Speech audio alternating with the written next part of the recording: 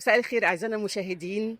معنا الممثل أحمد حسن المشهور بميدو. أهلا وسهلا. اهلا وسهلا بحضرتك. احكي لنا بقى عن البدايات. والله البدايات اكيد من المسرح المدرسي. يعني بدات المسرح المدرسي في محافظه قنا، وتدرجت بقى لغايه لما وصلت للفرقه القوميه في محافظه قنا. يعني بدات المسرح المدرسي لفرق الشباب والرياضه، لغايه لما وصلت ان انا بقيت عضو فرقه قوميه بمحافظه قنا. مين اللي رشح حضرتك للدور حكاية فاسكو؟ والله هو انا استاذ مصطفى ابراهيم، هو مخرج العرض. ويعني كانت الفكره عنده فحب يعني مصطفى في اي عرض بيقعد ويتناقش معايا ان احنا عايزين نعمل كذا ونعمل كذا مش عارف ايه. فانا اول ما جريت الدور انا حبيت الدور، يعني فانا بقول له الدور ومش الدور، قال لي والله بص لو كده نشوف يعني ان شاء الله هو الدور بتاعك. وجيت عملت طبعا تدريبات معاه ومش عارف ايه وكده. بصراحه مصطفى من المخرجين اللي انا بعتز ان انا بشتغل معاهم. انا حاليا ليا 4 سنين بشتغل مع فرقه سوهاج القوميه، والسنه دي بقينا فرقه القصر. فبحب ان انا اشتغل مع مصطفى في اي مكان، بصراحه بيجي مصطفى بشتغل معاه. صديق عمري مصطفى من 2005، من ايام فتره الجامعه واحنا اصحاب.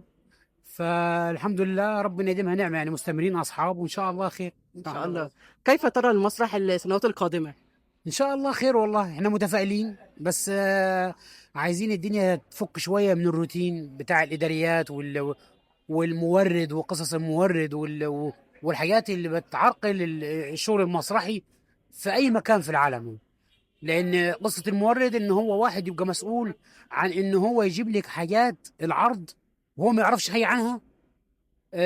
يعني انا شايف ان المسرح يرجع زي الاول، ان المخرج هو المسؤول عن كل حاجه.